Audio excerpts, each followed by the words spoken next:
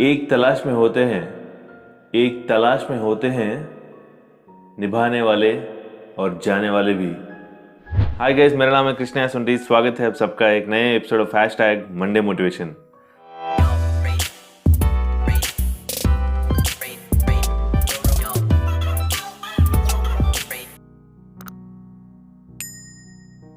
तो दोस्तों, जैसे आपने लास्ट एपिसोड में देखा था, महाराज तो एक आदेश देकर के चले गए थे महामंत्री को। तो अभी महामंत्री को समझ में नहीं आ रहा था अभी उसे करना क्या चाहिए। महामंत्री उसके बूढ़े पिता के पास गया था, जो एक वक्त पर उस राज्य के महामंत्री हुआ करते थे। जाकर के कहा कि पिताजी, महाराज पागल हो गए हैं। वो कहते हैं कि इस नगर में जितने भी महिलाएं हैं उन सबको खत्म कर दो। महाराज को नारी जाति से ही नफरत हो गया है। ये कहने के बाद इस बूढ़े पिता ने कहा कि देखो बेटा, पहले तो तुम कहीं जाकर के छुप जाओ। महाराज आएंगे तो मैं बात कर लूंगा, जो भी होगा मैं देख लूंगा। पहले तो तुम जाकर के छुप जाओ, नहीं तो महाराज आकर के पहले उनका गुस्सा तुम्हारे ऊपर निकालेंगे। शाम में महाराज जब वापस आए थे तो नगर में देखा तो वैसे ही महिलाएं थी। ये देखने के बाद और गुस्सा आ गया था उन्हें। सीधा राजमहल पहुंचे महामंत्री को ढूंढने के लिए। देखा तो वहां पर भी नहीं थे। तो वहां से महामंत्री के घर पहुंचे तो उन्हें पता चला कि वो उनके पिताजी के पास है। तो महाराज बूढ़े पिता के पास पहुंचे तो बूढ़े पिता ने कहा कि महाराज की जयकार हो, कैसे आना हुआ। तो महाराज ने कहा कि आपका बेटा कहां पर है? मैंने उसे एक आदेश दिया था, उन्होंने अभी तक अमल नहीं किया था। अभी मैं उनका सर कटाऊंगा। तो इस बूढ़े पिता ने कहा कि महाराज, मैं जानता हूं आप किस बात से परेशान हैं। आपकी एक फैसले की वजह से एक व्यक्ति की जान चली गई है और आपको लगता है कि जो प्यार वाला जो रिश्ता है वो धोखेबाजी वाला रिश्ता है। आप उस धोखे से परेशान हैं और वो आपको अंदर ही अंदर इतना परेशान कर दिया कि आपको नारी जाति से नफरत हो गया है। लेकिन आपकी बात अमल करने से पहले मेरी एक छोटी सी बात है, आप सुन लीजिए, क्योंकि मैं आपके पिताजी के राजपाट के समय का मंत्री हूं मैं। तो महाराज ने कहा कि ठीक है, मैं आपकी बड़ा आदर करता हूं, आप बताइए क्या बात है, जल्दी बताइए। तो महाराज, मैं और आपके पिताजी एक बार जंगल गए थे शिकार करने के लिए। जब शिकार करने के लिए गए थे तो मालूम ही नहीं चला मुझे कब मैं रास्ता भटक गया था। मैं रास्ता ढूंढने की बहुत कोशिश करा बट मिला नहीं मुझे। और इतने में वहां पर एक योद्धा आया था और उस योद्धा ने मुझे रस्से से बांधकर खींचते हुए लेके चला गया था और मुझे पता ही नहीं चल रहा था कि मैं कहां जा रहा हूं। देखा तो शमशान घाट लेके गया था वो, और वहां पर रस्सी से बांधकर बैठाया मुझे और एक कब्र के नीचे एक गड्ढा खोद रहा था। और उसके बाद उस योद्धा ने कहा कि चुपचाप मेरा साथ दो। और हम दोनों ने मिलकर वहां पर 2 कब्रें खोदी थी।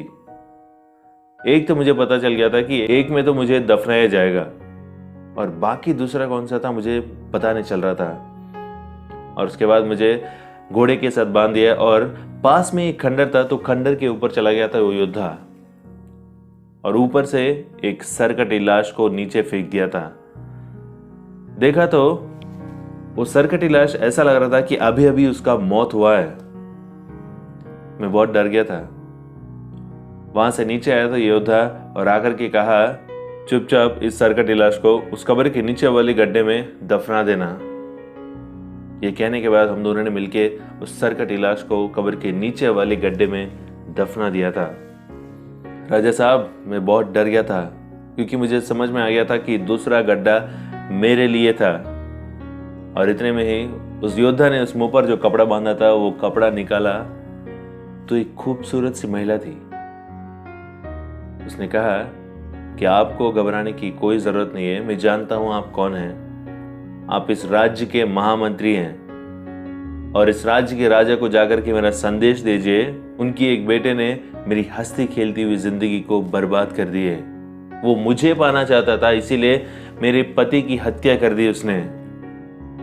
ये कब्र जो है ये मेरी पति की कब्र है और उसके नीचे जो गड्ढे के अंदर हम लोगों ने लाश अभी दफनाया है वो उस युवराज का है जिसने मेरी जिंदगी को तबाह किया है।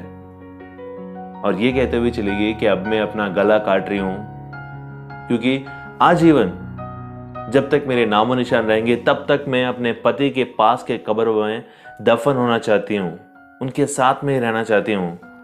अगले जन्म में भी मुझे अपने पति के साथ रहना है। बस एक यही ख्वाहिश के साथ यहाँ दफन होना चाहती हूँ।